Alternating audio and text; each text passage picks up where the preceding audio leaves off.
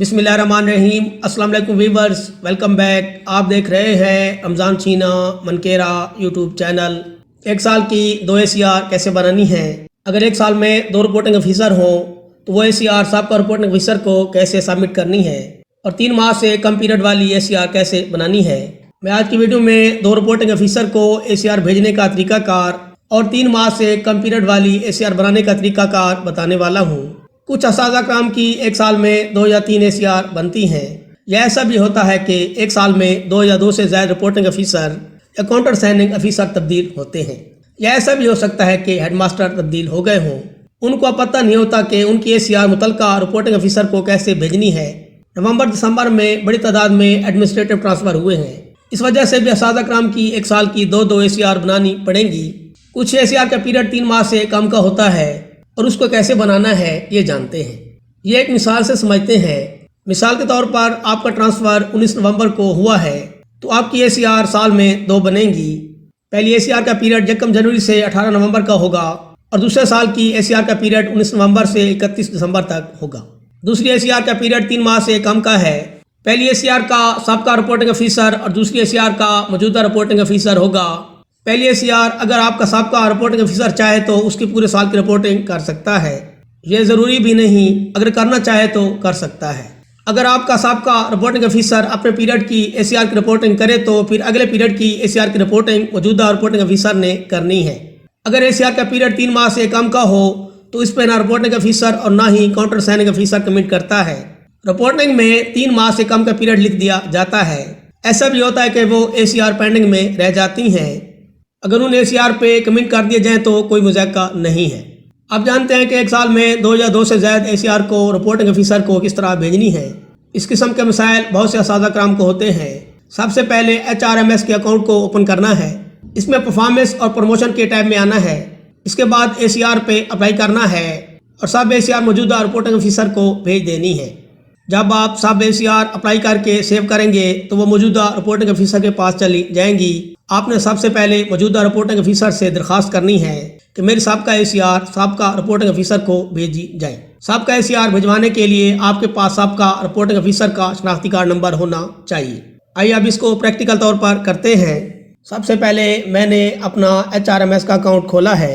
इसके बाद मैंने PR ACR अप्लाई पे क्लिक किया है। अगले पेज के इंटरफेस में ACR को ऐड करने के लिए मैं ऐड पे क्लिक करूंगा। अब मैं आपके सामने साल की 2 ACR फिल करूंगा। मैं अपनी पहली ACR 1 जनवरी 2022 से 31 मार्च 2022 तक करूंगा। फॉर्म में मैं 1 जनवरी 2022 को सिलेक्ट करूंगा। टू के टैब में मैं 31 मार्च 2022 को सिलेक्ट करूंगा। पोस्ट में पोस्ट का नाम और स्केल लिखूंगा। इसके नीचे 5 साल की ट्रेनिंग लिखनी है। इसके नीचे मैं मेन ड्यूटीज़ लिख रहा हूँ। इसके बाद मैं लिखूंगा कि मुझे क्या चीज़ इफेक्टिव कर सकती है। आई एग्री पे मैं टिक करूंगा और सेव पे क्लिक करूंगा तो मेरी पहली ACR सेव हो जाएगी। दूसरी ACR अप्लाई करने के लिए फॉर्म में मैं 1 अप्रैल 2022 को सिलेक्ट करूंगा। 2 में मैं 31 दिसंबर 2022 को सिलेक्ट करूंगा। बाकी टैब को भी मैं फिल करके दूसरी ACR को सेव कर रहा हूं।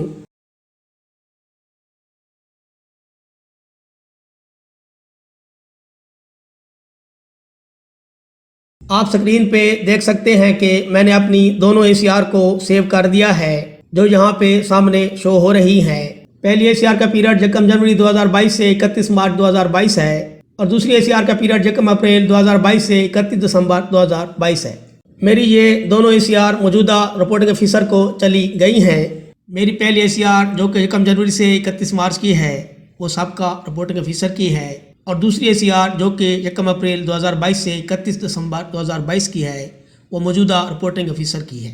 अब हम समझते हैं कि एक ACR को एक रिपोर्टिंग ऑफिसर दूसरे रिपोर्टिंग ऑफिसर को कैसे फॉरवर्ड करेगा। अगर वो ACR किसी और रिपोर्टिंग ऑफिसर के दौर की है, वो ACR मौजूदा रिपोर्टिंग ऑफिसर के दौर की नहीं है तो वो ACR को दूसरे रिपोर्टिंग ऑफिसर को फॉरवर्ड करेगा। इसका प्रोसेस समझते हैं। सबसे पहले मौजूदा रिपोर्टिंग ऑफिसर ने अपना HRMS का अकाउंट खोलना है और फिर परफॉर्मेंस एंड प्रमोशन पे आके रिपोर्टिंग ऑफिसर पे जाना है। अगला इंटरफेस इस तरह आएगा। मुतलका टीचर के नाम के आगे दाएं तरफ आखिर में आना है یہاں پہ فارورڈ ایولیوشن ہے، اس پہ کلک کرنا ہے۔ اگلے انٹرفیس کے بائیں طرف نیچے سرچ آفیسر کا آپشن آئے گا، یہاں آپ نے سابقہ رپورٹنگ آفیسر کا شناختی کارڈ نمبر لکھنا ہے، آپ ان کا فرسٹ نیم بھی لکھ سکتے ہیں۔